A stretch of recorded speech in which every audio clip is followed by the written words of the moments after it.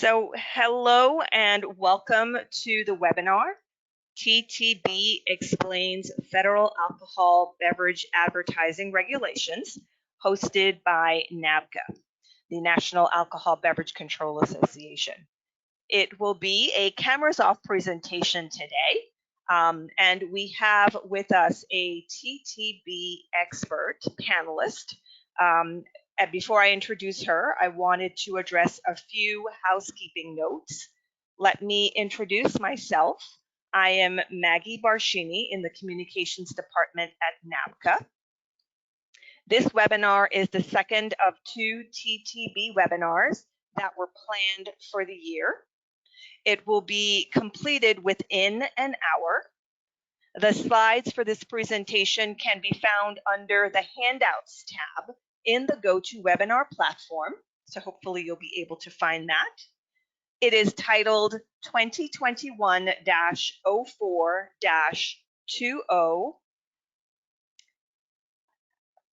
Advertising Presentation. Due to the nature of TTB policies and the nuances involved in deciding on an outcome, as well as the research required, attendees were invited to send questions in advance of the webinar. If you have follow-up questions, you are encouraged to send them directly to market.compliance@ttb.gov, and I will type that email address in the chat for everyone to copy if they need it. There will not be an opportunity to ask or address questions during today's live presentation. This webinar is being recorded and will be publicly available on the NABCA website within 7 to 10 business days. It will be under the resources section of the website. I would now like to introduce Lisa Gesser, Program Manager for Advertising and Trade Practices in the Market Compliance Office for the Alcohol and Tobacco Tax and Trade Bureau, the TTB. In this capacity, she is responsible for overseeing the trade practice and advertising program, in addition to receiving and responding to industry member questions and assessing complaints concerning unlawful trade practices.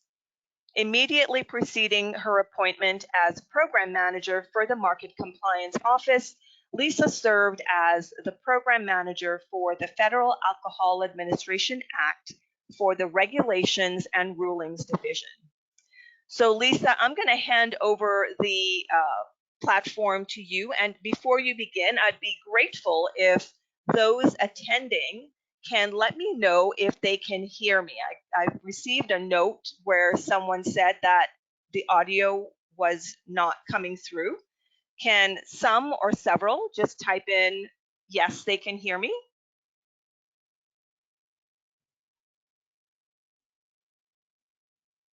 I can hear you. Awesome. Thank you very much for those that are responding. So Lisa, I'm going to hand the platform over to you. Thank you, Maggie, for such a wonderful introduction. Good afternoon, folks. It's nice to be here with you today. Thanks for taking time out of your demanding day to spend it with me while we discuss alcohol beverage advertising and what every alcohol beverage industry member regulated by TTB should know. Let's get started.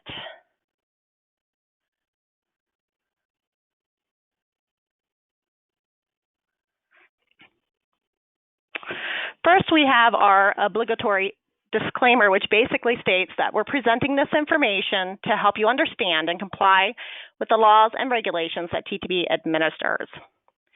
We're not establishing any new or changing any existing definitions, interpretations, standards, or procedures. In addition, since this presentation will be recorded and available on NABCA's website for future viewing, the presentation may become obsolete over time by changes in laws, regulations, or policy, so please consult with the applicable laws and regulations for the most current requirements. Lastly, this presentation is about the federal alcohol beverage advertising laws and regulations that TTB administers. So please continue to check with your state for any applicable state laws.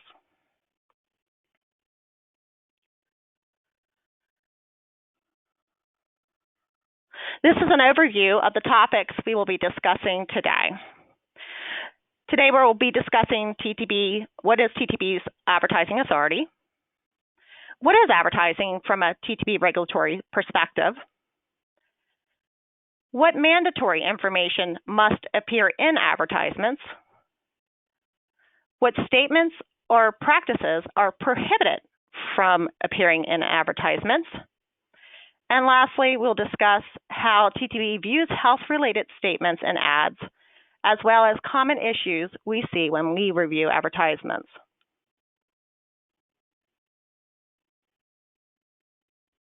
So what gives TTB the authority to regulate advertising of alcohol beverage products?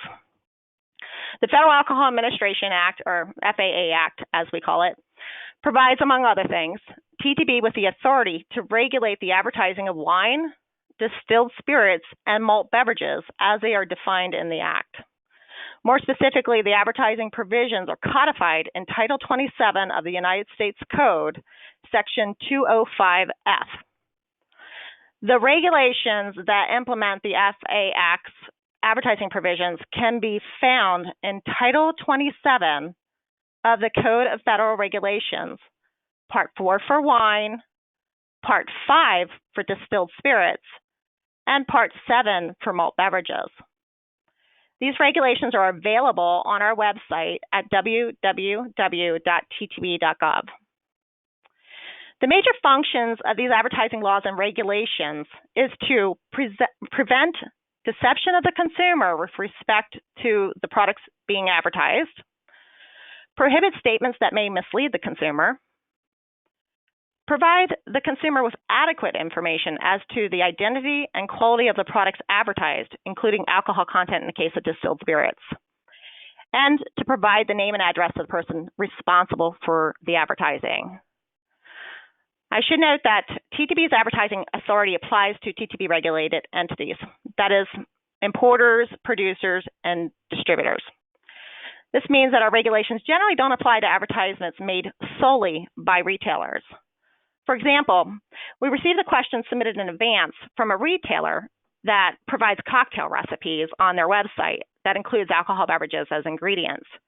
In that case, TTB advertising regulations would not apply.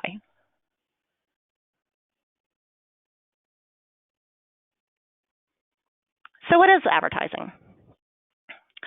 The advertising definition is very broad, and it includes any written or verbal statement, illustration, or depiction which is in or calculated to induce sales in interstate or foreign commerce, or which is disseminated by mail.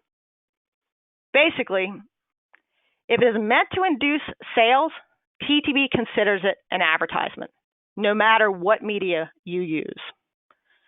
You'll note that on this slide, as well as future slides, that we have this regulatory citation in blue. This is where you can read the specific regulatory provisions being addressed in their entirety, should you wish to do so. So in this case, the definition of advertising can be found in 27 CFR, Section 4.61 for wines, Section 5.62 for distilled spirits, and Section 7.51 for malt beverages. Again, these regulations are actually on our website for you to view.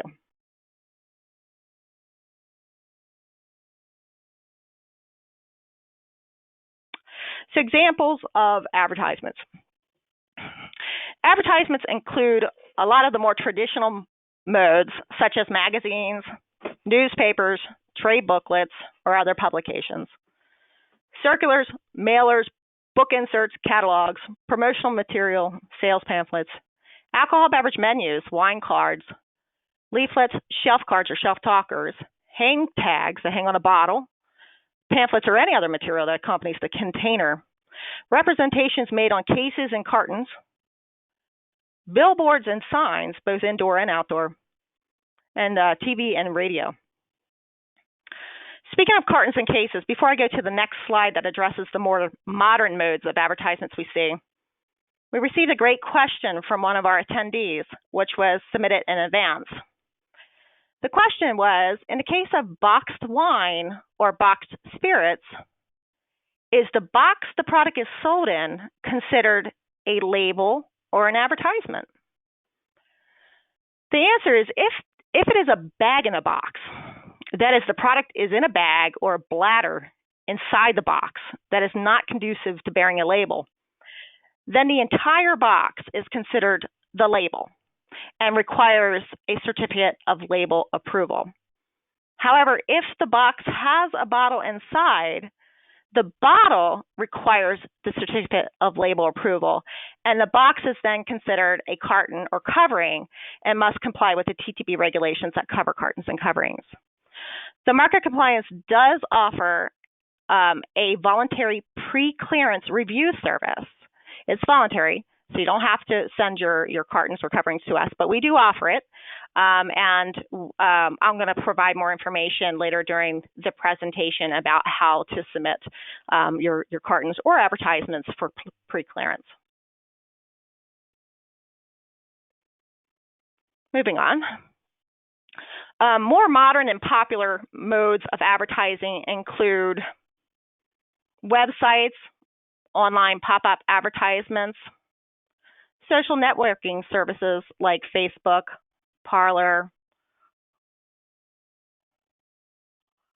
video sharing sites such as YouTube, Vimeo, or TikTok, social media influencers, blogs, microblogs such as Twitter or Pinterest, mobile applications, and links and QR codes. Remember, any and all material that is calculated to induce sales in interstate and foreign commerce is considered an advertisement and is regulated by TTB.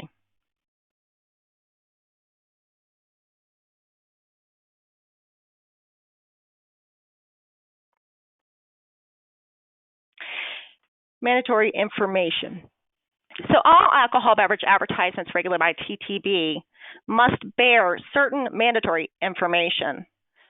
The mandatory information is largely similar between the three alcohol beverage commodities, that is wine, distilled spirits, and malt beverages, but there are a few exceptions, so we will discuss each commodity separately. Wine advertisements must include the name of the permittee responsible for the advertisement. This can be a trade name as long as the trade name is added to your permit. The address of the advertiser or some other type of contact information, such as a telephone number, a website, or email address. The class and type designation or distinctive designation. This must be as it appears on the label approved by TTB. So if the label provides red wine, white wine, sparkling wine, cider, or grape varietals, that is what must also appear on the advertisement. However, if it's a specialty product and the wine label has a statement of composition, such as red wine with natural flavors or white wine with natural and artificial flavors, that is what must appear on the advertisement. To sum up, the class and type must appear on the advertisement as it appears on the approved label.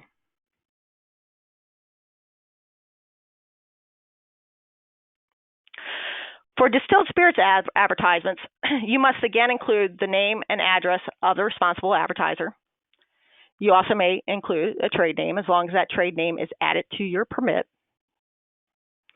You must also include the class and type or designation, a distinctive designation, that is. For example, whiskey, gin, brandy, vodka, bourbon whiskey, cognac, or for products that require a statement of composition, you may have something like neutral spirits with natural flavor, caramel color, or vodka with natural flavors. As with wine, the class and type must appear on the advertisement as it appears on the approved label. For distilled spirits, You must also include the alcohol content of the product as a percentage of alcohol by volume. Proof may also be included, but it's not required. And in certain cases, other than liqueurs, cordials, and specialties, you must include the percentage of neutral spirits and the name of the commodity from which the spirits were derived, if applicable.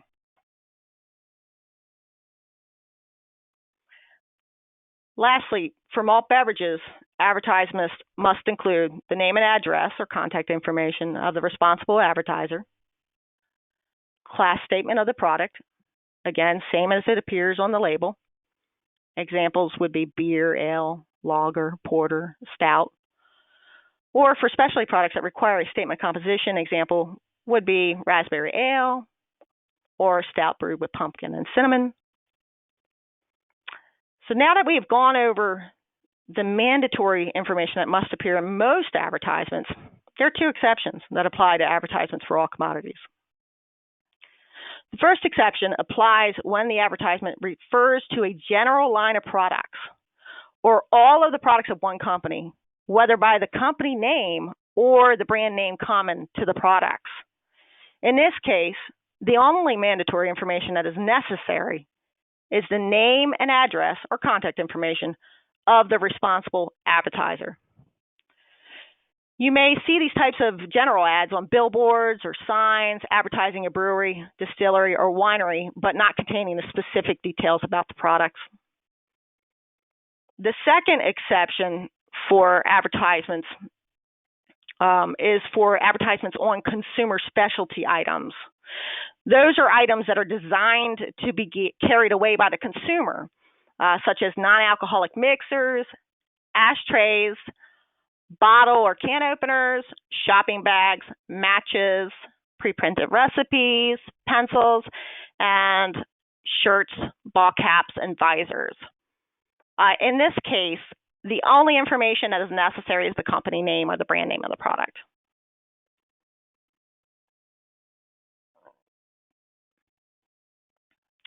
Now that we've gone over the mandatory information requirements, we'll discuss certain practices that are prohibited when advertising your alcohol beverages. Alcohol beverage advertisements must not contain any false or untrue statements or statements irrespective of falsity that would tend to mislead consumers. Statements disparaging of a competitor's products, representations that are obscene or indecent, misleading guarantees, however, a money-back guarantee is not prohibited, and statements suggesting a malt beverage product contains distilled spirits. Additional prohibited practices includes inclusion of flags, seals, coats of arms, crests, and other insignia that create a misleading impression. Such insignia is not prohibited when its use does not create a misleading impression. Statements inconsistent with the label or statements on the label. For example, if your advertisement contains pictures of your labeled bottles, the label on the bottle depicted in the advertisement must be a reproduction of an approved label. Another example I provided earlier is any class and type statements used in advertisements must be the same class and type statements used on the bottle covered by the certificate of label approval. For example, if you have a product labeled as vodka with natural flavors, the advertisement must refer to the product as a vodka with natural flavors, not just vodka. And lastly, advertisements must not contain any untrue or misleading health-related statements. And we're going to be talking about health-related statements further in the next few slides. So what do we mean by a health-related statement? Health-related statements mean any statement related to health and includes statements of a curative or therapeutic nature that expressly or by implication suggest a relationship between a consumption of the product alcohol, or any substance found within the product and health benefits or effects on health. It includes specific health claims and directional statements. A specific health claim is a type of health-related statement that characterizes the relationship of the product, the alcohol, or any substance found within the beverage to a disease or a health-related condition.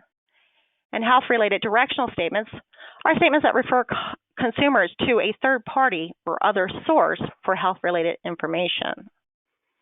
Health-related statements also include general references to alleged health benefits from the consumption of alcohol, representations or claims that imply a physical or psychological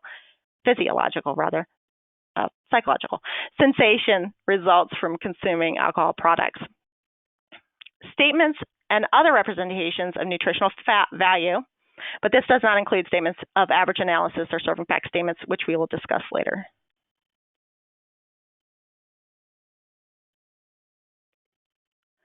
Rules for advertising health-related statements. TTB evaluates advertisements that contain health-related statements on a case-by-case basis.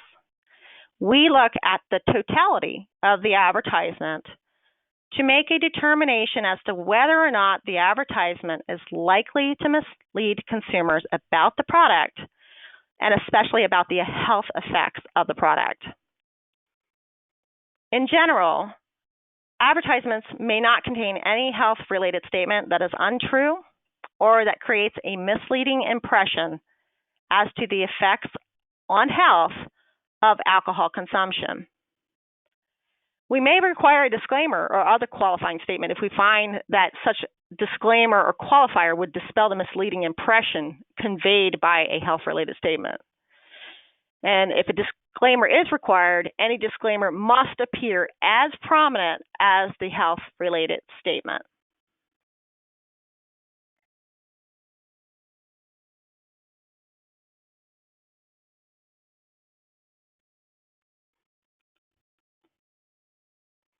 Rules for advertising specific health claims. Remember, I stated a specific health claim are those health-related statements that relate the alcohol beverage product, alcohol, or any substance found in the alcohol beverage product with a disease or health-related condition. A specific health claim is not misleading if it is truthful and adequately substantiated by scientific or medical evidence, and it must be detailed with respect to whom it applies. For example, perhaps the claim only applies to adults over 60 with high cholesterol. And it must disclose the health risks associated with both moderate and heavy levels of alcohol consumption, and it must outline the categories of individuals for whom any levels of alcohol consumption may cause health risks. And all of this information must appear as part of and as prominent as the specific health claim. This is certainly a tall order, but it's necessary in order to ensure consumers are not misled about the health effects of alcohol consumption.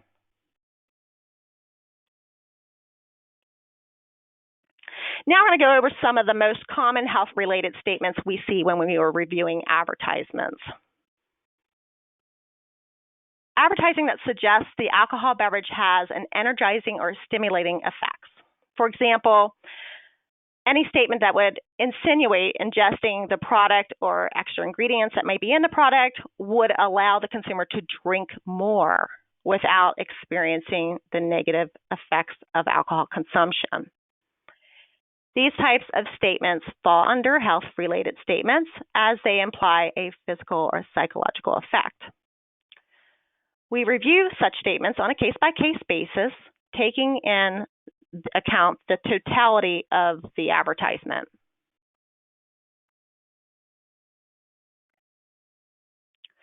Additional types of health-related statements that we see are ingredient-specific statements, such as ginseng helps with chronic fatigue syndrome. Taurine plays a major role in stabilizing heartbeat. Guarana, maintaining stamina, physical endurance, and aiding in rejuvenation. Or this fruit wine will help your memory. Others may be more general, such as wine is healthier, no headaches, hangover-free. Again, when we review alcohol beverage advertising that includes health-related statements, we review them in totality to determine if, in context, they would tend to mislead consumers about the health effects of the product.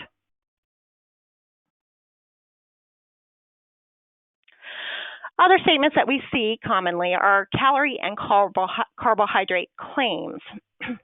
Now, TTB has held that advertising claims about the calorie and carbohydrate content, including sugar content, may be made in an advertisement as long as the advertisement also includes a statement of average analysis in accordance with TTB ruling 2004-1 or a serving facts statement in accordance with TTB's rulings 2013-2, and it was recently amended by 2020-1.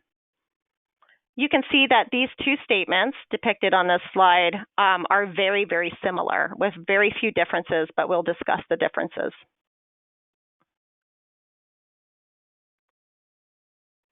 So a statement of average analysis has no specified format, but it requires the serving size, the number of calories per serving, and the number of carbohydrates, protein, and fat in grams per serving. While the serving fact statement, on the other hand, has a specific format and requires, in addition to the calories, carbs, protein, and fat disclosures, an additional statement listing the number of servings per container and an optional alcohol content, both as a percentage of alcohol by volume and optionally in fluid ounces of pure alcohol. Remember, if you're making a calorie or carbohydrate or sugar claims, you must include either a statement of average analysis or a serving fact statement on your advertisement. This is one of the common mistakes that we see.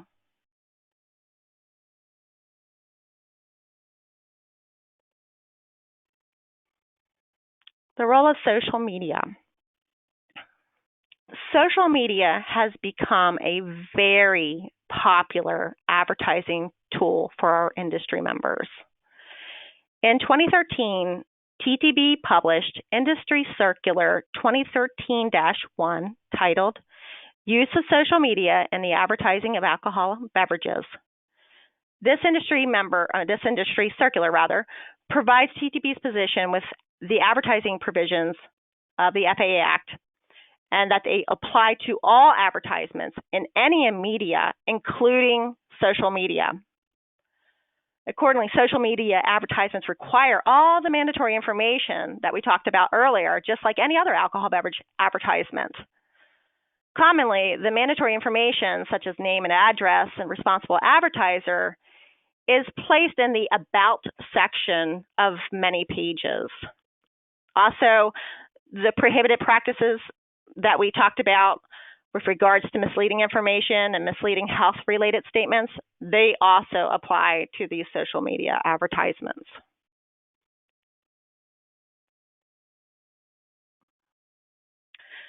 Common issues. TTB routinely reviews advertisements in the marketplace, including those placed on social media and industry member websites. Some advertisements come to our attention through our pre-market review service. Others may be through consumer or industry member complaints, while others may be randomly selected for review. Some of the common issues we find are missing mandatory information. For example, the advertisement may be missing the name or the contact information of the responsible advertiser. Sometimes we see the use of a trade name, but that trade name hasn't been added to the permit. Or it could be missing the appropriate class and type of the products being advertised. We also find where labels are depicted in the advertisements, but they do not match the COLAs. Remember, if you're going to depict a labeled product in your advertisement, the label must be approved one.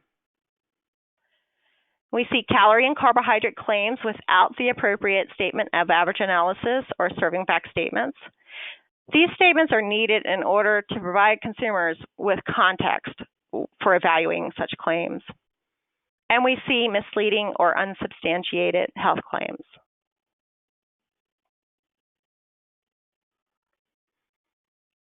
So there are a few trade practice reminders that I'd like to talk about that relate to industry member advertisements.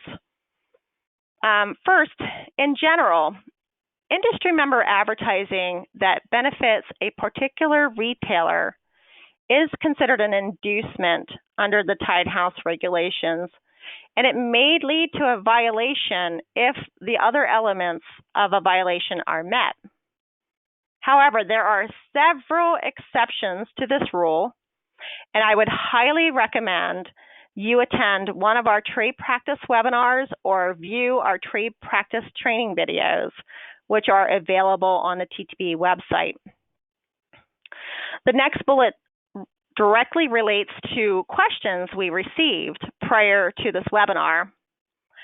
That is, under the Tied House regulations, is it permissible for an industry member to list or link to alcohol beverage retailers that sell its products? This is a great question.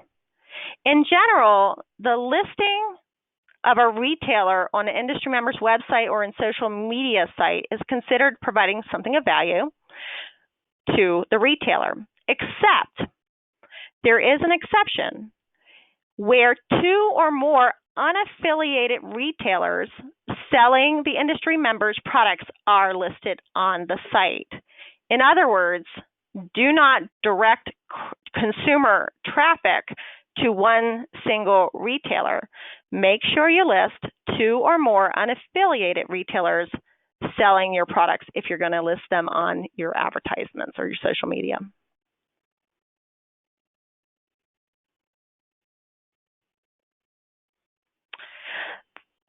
I mentioned this earlier, but I'm going to provide more information about it now. The Market Compliance Office does offer a pre-market review service to our industry members.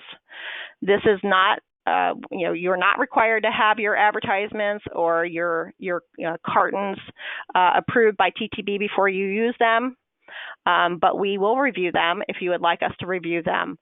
We review all types of advertisements from cartons and hang tags to social media and TV or video commercials. Pre-clearing cartons and advertising material allows an industry member to avoid additional expenditures that might otherwise be incurred by having to revise a non-complying advertisement or carton after its use. Once you receive label approval, you can forward your advertisement to us for review. We will review the advertisement and let you know if it's compliant, or if it's not compliant, we're going to help you get it into compliance. We are here to help. Information and images of the advertisements or videos, if it's a YouTube video or some other video, TV commercial, can be sent to our market compliance inbox, which is market.compliance@ttb.gov. And please make sure you include your COLA, your certificate label approval ID number for the product. That will help us review the advertisement.